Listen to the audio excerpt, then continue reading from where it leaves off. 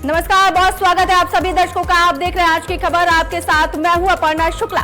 चलिए अपने इस खास बुलेटिन की शुरुआत करते हैं, जहां पहली खबर है मिडिल ईस्ट में सीज फायर खत्म होने से पहले तनाव चरम पर है। यहां शांति और युद्ध के बीच अब सिर्फ कुछ ही घंटों का फासला बाकी है। दरअसल ईरान और अमेरिका के बीच तनाव तेजी से बढ़ता दिख रहा है। इजराइल के प्रधानमंत्री नेतन्याहू और अमेरिकी राष्ट्रपति डोनाल्ड ट्रंप के हालिया बयानों से इस आशंका को और गहराई दिखाई दे रही है, जिसमें ट्रंप ने कहा है कि ईरान से डील को लेकर के उन पर कोई प्रेशर नहीं है।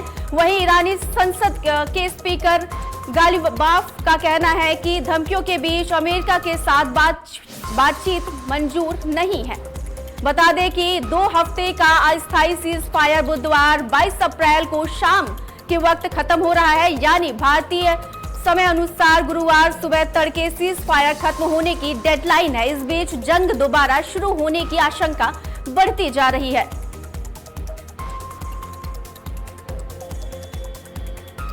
और वहीं पटना में आयोजित प्रेस कॉन्फ्रेंस में उपेंद्र कुशवाहा ने महिला आरक्षण, ओबीसी प्रतिनिधित्व और परिसीमन को लेकर के केंद्र और विपक्ष पर खुल करके बात रखी है। उन्होंने कहा कि मोदी सरकार महिलाओं को आरक्षण देने की दिशा में काम कर रही थी, लेकिन विपक्ष ने इसमें बाधा डाली है। कुशवाहा ने यह भी कहा है कि जातीय जनगणना के बीच ओबीसी महिलाओं को आरक्षण देना संभव नहीं है। साथ ही परिसीमन को लेकर के सीटें बढ़ाने की मांग दोहराई और 22 तारीख को विरोध प्रदर्शन का भी ऐलान किया है। पार्टी भी इस राय की है कि ओबीसी, एससी, एसटी वर्ग की महिलाओं को रिजर्वेशन मिलना चाहिए, लेकिन अभी पहले से भी ओबीसी वर्ग के लिए कोई रिजर्वेशन तो है नहीं। महिला छोड़ दीजिए, समान ओबीसी के लिए भी कोई रिजर्वेशन नहीं है। नई व्यवस्था करनी पड़ेगी। एससी, एसटी के लिए रिजर्वेशन है अभी, तो उन वर्गों की महिलाओं को तो रिजर्वेशन मिल ही रहा था, इसमें प्रावधान था। ओबीसी के लिए अभी सामान्य जो जनरल महिला हो या पुरुष हो, उनके लिए भी कोई रिजर्वेशन नहीं है। उनके लिए रिजर्वेशन होगा तभी महिलाओं को मिल पाएगा, इसलिए अभी उसी रूप में पिलाना था। बाद में जातीय जनगणना के बाद कभी ऐसी स्थिति बनेगी तो उस समय बात होगी, लेकिन अभी नहीं संभव। और वहीं लखनऊ में योगी सरकार ने आज विरोध मार्च निकाला है। आधी आबादी के हक की लड़ाई को लेकर के सीएम योगी ने मोर्चा संभाला है और जन आक्रोश महिला पद यात्रा का नेतृत्व किया है। ये पद यात्रा सीएम आवास से शुरू होकर के विधानसभा पर आकर के खत्म हुई है। इस पद यात्रा में बीजेपी महिला मोर्चा की सैकड़ों कार्यकर्ताएं शामिल हुई। लखनऊ के लगभग सभी वार्ड से महिलाओं की इस मार्च में भागीदारी हुई है। यह मार्च महिला आरक्षण बिल पर विपक्षी की घेराबंदी के लिए हुआ।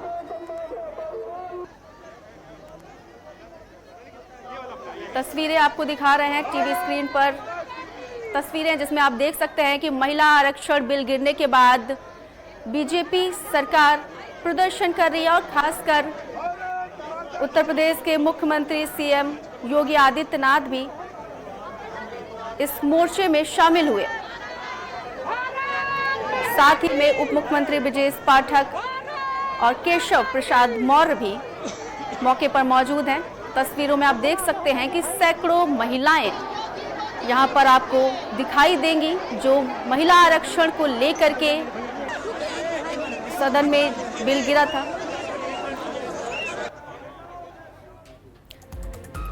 चलिए बढ़ते हैं अगली खबर की तरफ, जहां लखनऊ में आयोजित नारी शक्ति वंदन अधिनियम के लिए जरूरी संविधान संशोधन बिल पारित नहीं होने पर मातृशक्ति के सम्मान, गरिमा और अधिकारों की रक्षा तथा उनके सशक्तिकरण के लिए जन आक्रोश महिला पदयात्रा निकाली गई। पदयात्रा के बाद अपने संबोधन में मुख्यमंत्री योगी आदित्यनाथ ने जनसभा को संबोधित करते हुए विपक्षी पार्टियों पर जमकर हमला बोला है। उन्होंने कहा कि प्रधानमंत्री और गृह मंत्री के आश्वासन के बावजूद इन दलों का जो आचरण रहा है वह नारी गरिमा के प्रतिकूल रहा है और इसलिए आज देश भर की महिलाएं, देश भर में आधी आबादी कांग्रेस, समाजवादी पार्टी और उनके सहयोगी दलों के महिला विरोधी कृत्य के खिलाफ सड़कों पर आकर के प्रदर्शन में शामिल हुई हैं और साथ ही आंदोलन हो रहा है। वहीं कार्यक्रम में शामिल हुए यूपी प्रदेश अध्यक्ष पंकज चौधरी विपक्ष को महिला विरोधी बताया है। कि नारी शक्ति वंदन अधिनियम विधानसभा और लोकसभा में महिलाओं के लिए 33% आरक्षण, और वह आरक्षण तो होगा ही, लेकिन साथ साथ वह 29 में ही लागू हो जाए। इसको लेकर के प्रधानमंत्री जी और गृह मंत्री जी के आश्वासन के बावजूद इन दलों का जो आचरण रहा है वह नारी गरिमा के प्रतिकूल रहा है, और इसीलिए आज देश भर की महिलाएं, देश भर में आधी आबादी कांग्रेस, समाजवादी पार्टी और उनके सहयोगी दलों के इस महिला विरोधी कृत्य के खिलाफ सड़कों पर आकर के इस आंदोलन में भागीदार बन रहा है। आज के इस आक्रोश रैली में हजारों की संख्या में बहनें आज भागीदार बनी हैं। मैं आज के इस अवसर पर इस आक्रोश रैली का हिस्सा बनने के लिए आप सभी का मैं हृदय से धन्यवाद देते हुए आप सबको इस बात के लिए आश्वस्त करता हूं कि जैसे प्रधानमंत्री मोदी जी के नेतृत्व में देश भर में महिलाओं की सुरक्षा, स्वावलंबन और उनके सम्मान के लिए अभियान चल रहा है, ऐसे ही प्रदेश में डबल इंजन की भारतीय जनता पार्टी और एनडीए की सरकार उसी कार्यक्रम को आगे बढ़ाने का कार्यक्रम निरंतर आगे बढ़ा रही है। कि 33% महिला चुनकर आएंगी, संसद चलाएंगी, जनहित की नीतियां बनाएंगी और देश को विकसित बनाने में अपना योगदान देगी। मित्रों, इसके बावजूद सपा, कांग्रेस, विपक्ष ने इसी कारण से संसद में कहीं ना कहीं महिला बोल का भ्रूण हत्या करने का काम किया। साथियों, सपा और कांग्रेस महिला आरक्षण का विरोध करते रहे, क्योंकि वो लोग जानते हैं कि समान महिला अगर आगे बढ़ेंगी तो परिवार की उनकी जड़ें हिल जाएंगी, इसलिए वो महिला बल का विरोध करते रहे हैं। और वहीं लखनऊ में बीजेपी की महिला जन आक्रोश रैली और मार्च पास्ट पर कांग्रेस ने तीखा पलटवार किया है। कांग्रेस प्रवक्ता अंशु अवस्थी ने आरोप लगाया है कि बीजेपी नारी शक्ति के भावनात्मक मुद्दे का राजनीतिक इस्तेमाल कर रही थी। उन्होंने ये भी कहा है कि 2023 के महिला आरक्षण विधेयक को लागू क्यों नहीं किया जा रहा है। कांग्रेस ने इसे ड्रामा बताते हुए कहा है कि तत्काल आरक्षण लागू करने की मांग भी की है। हर एक मुद्दे पर भारतीय जनता पार्टी सिर्फ राजनीति करना चाहती है। महिला आरक्षण इस देश की आधी आबादी के सशक्तिकरण का मुद्दा है। कांग्रेस पार्टी ने तो 2023 में ही, जब भारतीय जनता पार्टी मोदी सरकार बिल लाई थी, हमने समर्थन दिया था। आप उस बिल को क्यों नहीं लागू करते हैं? लेकिन आपको सिर्फ राजनीति करनी है। पहले भारतीय जनता पार्टी ने नया बिल लाकर लोगों को गुमराह करने की कोशिश की, सिर्फ और सिर्फ अपने चुनावी फायदे के लिए। और वहीं पश्चिम बंगाल की राजनीति में झालमुड़ी को लेकर के सियासत और गर्म हो गई है। मुख्यमंत्री ममता बनर्जी ने पीएम मोदी के झारग्राम दौरे के दौरान एक स्थानीय झालमुड़ी दुकान पर जाने को नाटक बताया है। उन्होंने दावा किया है कि ये पूरी तरीके से सुनियोजित था और एसजीपी द्वारा पहले से व्यवस्था की गई थी, जिसमें कैमरे और माइक्रोफोन भी लगाए गए थे। वहीं ममता के बयान पर बीजेपी का भी पलटवार सामने आया है, जिससे राज्य की सियासत गर्म हो गई है। चिंता करबेन ना, मने राखबेन बांगला भाषाয় কথা বললে মারে। কালকে মাইক পিট করে দোকানে ঝালমুড়ি এসপিজিকে দিয়ে তৈরি করিয়ে 10 টাকা কখনো পকেটে থাকে ওনার। কত নাটক! নির্বাচনের সময় গুহাতে গিয়ে বসে থাকেন, কখনো নির্বাচনের সময় বলে আমি চায়ওয়ালা, 10 টাকা বের করে ঝালমুড়ি খাচ্ছে। বুঝুন, সেই ঝালমুড়িটাও নিজেদেরই তৈরি করা। আর যদি তৈরি করা না হবে তাহলে দোকানে ক্যামেরা ফিট আগের থেকে ছিল কি করে জিজ্ঞাসা করুন। সব নাটক মানুষ বোঝে না, যেখানে মিটিং করে রেলে করে। नहीं, बात फर्क पड़ने या ना पड़ने की नहीं, बात है कि ममता बनर्जी इतनी फ्रस्ट्रेटेड क्यों है। प्रधानमंत्री ने झालमुड़ी खाई, प्रधानमंत्री जी ने झालमुड़ी खाई, इसको लेकर इतनी चिड़ी क्यों बैठी है। असल में साफ है कि उनको अपनी हार दिख रही है और ये जो कुछ वे बोल रही है उस हार के चलते हुए बोल रही है। अब देखिए, जो रोज खुद अपने लाइफ में ड्रामा करती हैं, हर एक चीज में, कभी ईडी के रेड में वो फाइल छीन लेती हैं, नौटंकी करने लगती हैं, और ड्रामा में अगर मुझे लगता है ऑस्कर अवार्ड किसी को मिलता best acting in a political role, तो इसमें ममता बनर्जी जी के अलावा कोई दूसरा कैंडिडेट दूर दूर तक नहीं रहता। She is a fantastic actress और इसीलिए उनको दूसरे में भी एक्टर दिखता। भाई इनको तो सब जगह इवेंट मैनेजमेंट दिखता था। जब प्रधानमंत्री जी ने ट्रिपल तलाक हटाया तो अपोजिशन ने कहा कि साहब ये उचित नहीं है, ये प्रधानमंत्री जी अपने लिए कर रहे हैं। उसके बाद जब राम मंदिर बना विपक्ष ने उसका पोज किया, ममता बनर्जी ने उसका पोज किया। यूसीसी आया, ममता बनर्जी ने कहा कि हम अपने राज्य में लागू नहीं होने देंगे। जब जीएसटी रिफॉर्म्स आया, ममता बनर्जी ने उसका भी विरोध किया। किसी भी अच्छी चीज का विरोध करना ममता बनर्जी जी के डीएनए में है। बताएं कश्मीर के एकीकरण के लिए जब प्रधानमंत्री जी ने बड़ा प्रयास करते हुए 370 और 35 से हटाया, उसका भी ममता बनर्जी ने विरोध किया। तो सबसे बड़ी देश की ड्रामेबाज पॉलिटिकल एक्टर्स तो वो है। चलिए खबरों में आगे बढ़ते हैं, जहां पश्चिम बंगाल के कोलकाता स्थित इकबालपुर पुलिस स्टेशन क्षेत्र में टीएमसी और बीजेपी कार्यकर्ताओं के बीच झड़प हो गई है। इस तनाव बढ़ने पर पुलिस को स्थिति नियंत्रित करने के लिए लाठीचार्ज करना पड़ा, जिसमें कई लोग घायल हुए हैं। बताया जा रहा है कि एक भाजपा नेता राकेश सिंह के बयान के बाद विवाद भड़क गया, जिसके चलते थाने के बाहर घेराव और हंगामा शुरू हुआ। पुलिस ने इस मामले में 9 लोगों को गिरफ्तार किया है। इलाके में फिलहाल तनावपूर्ण माहौल बना हुआ है और साथ ही पुलिस बल तैनात है। जिंदाबाद, मिनी पाकिस्तान जिंदाबाद। 200 का संख्या में उसका प्रतिवाद करने पर इन लोगों को तीन लोगों को पकड़ा। हम लोग का दबाव था, हम लोग का दावी था कि इसमें जो मेन कॉन्स्पिरेटर है उसको आप पकड़ो। और वहीं पश्चिम बंगाल में चुनावी माहौल के बीच सियासी तनाव तेज हो गया है। टीएमसी ने केंद्र सरकार और केंद्रीय एजेंसियों पर गंभीर आरोप लगाए हैं। टीएमसी सांसद डेरिक ओ ब्रायन ने दावा किया है कि विश्वसनीय सूत्रों की जानकारी मिली है कि पश्चिम बंगाल को लेकर के सीबीआई, ईडी और एनआईए प्रमुखों की एक उच्च स्तरीय गुप्त बैठक हुई। हालांकि इन दावों की कोई आधिकारिक पुष्टि नहीं हुई है। Credible information that a meeting has been called by the Home Minister of India in respect to Bengal. CBI head, ED head, NIA head. And here goes. We're saying this today. In the next 150 hours, some serious action has been planned before phase 2 of the polls. Mark my words, in the next 150 hours, some devious action has been planned. From Delhi, we learn this will probably happen somewhere in the districts of South Bengal, where the BJP are a big zero. राज्य के लोक भवन में आज एक अहम संवैधानिक समारोह आयोजित हुआ, जहां पर झारखंड को नया लोकायुक्त मिला है।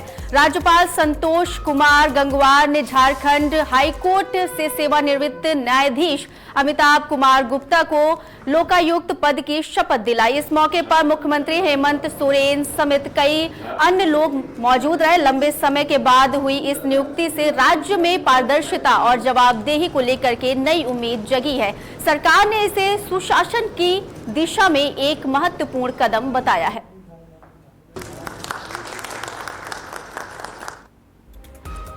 और वहीं राजस्थान के जालौर जिले के अहौर थाना परिसर में आगजनी की बड़ी घटना सामने आई है, जहां करीब 40 मोटरसाइकिलें जल करके राख हो गई हैं। लेकिन थाना अधिकारी और पुलिस स्टाफ ने तत्परता दिखाते हुए कई वाहनों को हटा करके नुकसान से बचा लिया है। करीब आधे घंटे की कड़ी मशक्कत के बाद आग पर काबू पाया गया। शुरुआती जांच में अस्पताल के कचरे से उड़ करके आए जलते तिनके को आग की वजह माना जा रहा है। फिलहाल पुलिस पूरे मामले की जांच में जुटी हुई है।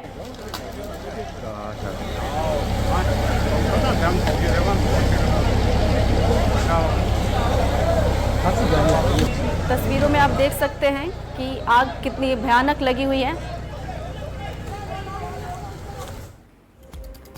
और वहीं बदायूं के कचहरी परिसर में भीषण आग लगने से हड़कंप मच गया है। कचहरी परिसर में लगी इस आग ने कई अधिवक्ताओं के चैम्बर को अपनी चपेट में ले लिया, जिससे फाइलें, जरूरी दस्तावेज और फर्नीचर जल करके राख हो गए हैं। शॉर्ट सर्किट से आग लगने की आशंका जताई जा रही है। सूचना मिलते ही फायर ब्रिगेड की टीम मौके पर पहुंची और कड़ी मशक्कत के बाद आग पर काबू पाया। फिलहाल नुकसान का आकलन किया जा रहा है।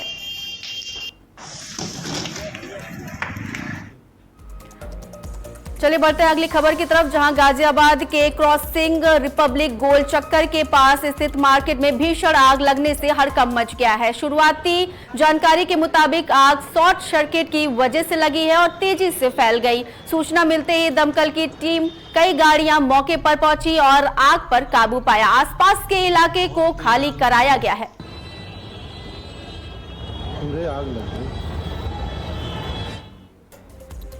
वहीं लखनऊ में यूपी एटीएस ने 4 संदिग्धों की गिरफ्तारी के मामले में बड़े खुलासे किए हैं। पकड़े गए 4 संदिग्ध आरोपी आतंकी सीधे पाकिस्तान हैंडलर के इशारे पर काम कर रहे थे। पूछताछ में सामने आया कि 8 अलग अलग बैंक खातों के जरिए पाकिस्तानी हैंडलर से रकम मंगाई गई थी। आरोप ये भी है कि ये संदिग्ध लखनऊ में घटना को अंजाम देने के बाद पंजाब जाने की योजना में थे और कई शहरों में विस्फोट की साजिश रच रहे थे। फिलहाल 2 अप्रैल को आलमनगर रेलवे स्टेशन के पास से इन्हें गिरफ्तार किया गया था।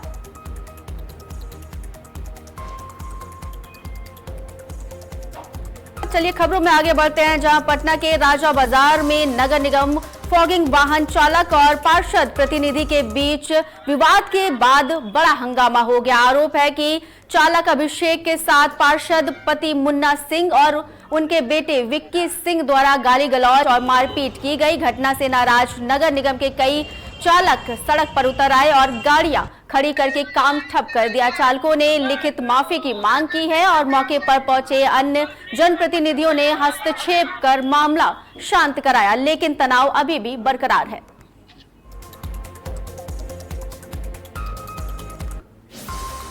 और वहीं बिहार के रोहतास में दिनारा थाना क्षेत्र में NH 319 गौरा पुल के पास सड़क किनारे एक अज्ञात महिला का छत विछत शव मिलने से सनसनी फैल गई है।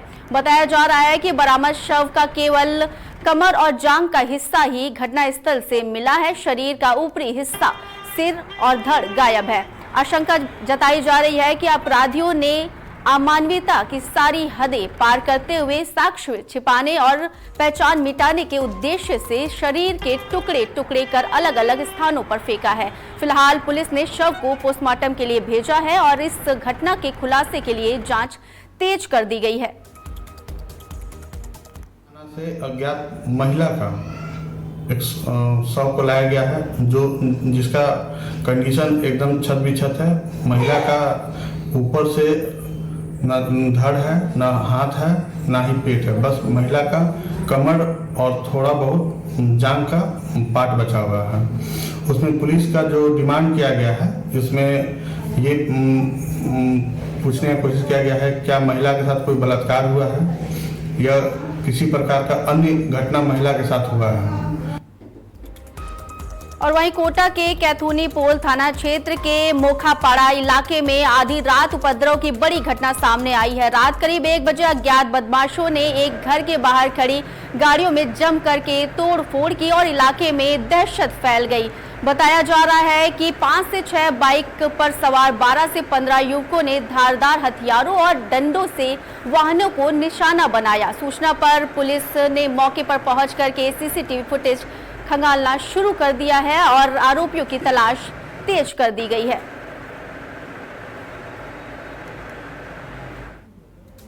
और वहीं झारखंड के बोकारो से है खबर, जहां पर पिंडारा जोरा से 5.5 साल पहले लापता हुई नाबालिग सेजल झा मामले में अब एक नया मोड़ सामने आया है। सीआईडी ने अपहरण और केस दर्ज कर जांच अपने हाथ में ले ली है और 16 अक्टूबर 2020 को ट्यूशन के लिए निकली थी सेजल अचानक गायब हो गई थी, जबकि उसकी साइकिल, चप्पल और कॉपियां सड़क पर मिली थी। लंबे समय से न्याय की गुहार लगा रही मां उषा झा के लिए ये उम्मीद की किरण है। अब सीआईडी पूरे मामले की नए सिरे से जांच करेगी और सच्चाई सामने लाने की कोशिश करेगी। मिलने आया था 2020-16 अक्टूबर को मेरी बेटी लापता अपहरण हुआ था उसका मेरे गांव से। पिछले 5 वर्षों से बस यही हम लोग का बड़े बड़े अधिकारी पदाधिकारी मंत्री सब मिला इसी उम्मीद से कि कहीं ना कहीं कोई मदद करेंगे मेरे बच्चे को ढूंढ के लाने। इसी उम्मीद के साथ एक बार फिर से डीसी सर से और एसपी सर से मिलने के लिए आए। डीसी सर ने फिर एक बार उम्मीद दिलाई है कि हम लोग फिर से एक बार कल रिव्यू करते हैं। एसपी सर और डीएसपी सर के साथ बैठ कर 4 बजे रिव्यू करेंगे। इसके से अज्ञात व्यक्ति द्वारा ये पता नहीं है हम लोगों को किसने किया क्यों किया। वहीं झारखंड के जमशेदपुर में बढ़ती ट्रैफिक समस्या के बीच मानगो फ्लाईओवर लोगों के लिए राहत की बड़ी उम्मीद बनकर के सामने आ रहा है। करीब 2.8 किलोमीटर लंबे इस 4 लेन फ्लाईओवर का निर्माण 252 करोड़ रुपए की लागत से तेजी से जारी है और इसे 31 जुलाई तक पूरा करने का लक्ष्य रखा गया है। सभी 57 पिलर तैयार हो चुके हैं और काम अंतिम चरण पर है। इसके लिए काम शुरू हो गया है। सरकारी जो शुल्क तय किया गया है वो दिया गया है।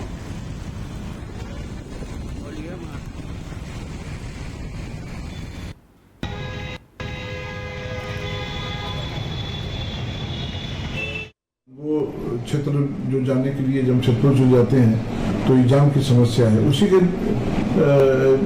उसी से निजात दिलाने के लिए ये हम लोग का फ्लाईओवर निर्माण कार्य हो रहा है। आप देख रहे होंगे काफ़ी तेज़ी से हम लोग ये काम कर रहे हैं और 31 जुलाई 2026 का इसका निर्धारित समय है। हम लोग अभी निर्धारित समय में चल रहे हैं और एक बार ये तैयार हो जा रहा है तो ये जो टोटल जो समस्या अभी जो ट्रैफिक का है जो जाम लगता है वो खत्म हो जाएगा। खबर झारखंड के जमशेदपुर से है, जहां बिरसा नगर थाना क्षेत्र चोरों ने एक घर को निशाना बना करके नकदी और गहने की बड़ी चोरी को अंजाम दिया है। चोरों ने अलमारी का ताला तोड़ करके करीब 75,000 रुपए नगद और लगभग 2 लाख के गहने पार कर दिए हैं। सूचना पर पहुंची पुलिस आसपास लगे सीसीटीवी कैमरों की फुटेज की मदद से आरोपियों की तलाश में जुटी हुई है। चोरी हो गया, नगद 70,000, जेवरात लेके, पायल था, कान का था, 2 लाख तक का करीब चोरी हो गया है। इसकी जानकारी मैं थाना वाला को भी दिया हूँ, लिखित भी दिया हूँ। इसके बाद थाना वाला क्या करते हैं, 10 बजे सोए थे, करीब 1:30 बजे जब तक ले जाके बाहर जाने के लिए, तब देख रहे कि अलमारी का कबर्ड सब खुला हुआ है, सारा सामान ले जा चुका था। वहीं मुख्यमंत्री बनने के बाद 6 दिन बाद सम्राट चौधरी आज दिल्ली पहुंच गए हैं। दिल्ली में एयरपोर्ट पर भाजपा नेताओं ने उनका स्वागत किया। सम्राट चौधरी आज प्रधानमंत्री नरेंद्र मोदी से मुलाकात करेंगे। आज उन्होंने सम्राट चौधरी को दिल्ली में मिलने का समय दिया है। तस्वीरों में आप देख सकते हैं कि सम्राट चौधरी दिल्ली पहुंच चुके हैं। दिल्ली एयरपोर्ट पर अन्य नेताओं ने उनका भव्य स्वागत किया है। प्रधानमंत्री नरेंद्र मोदी से मिलने के लिए दिल्ली पहुंच चुके हैं।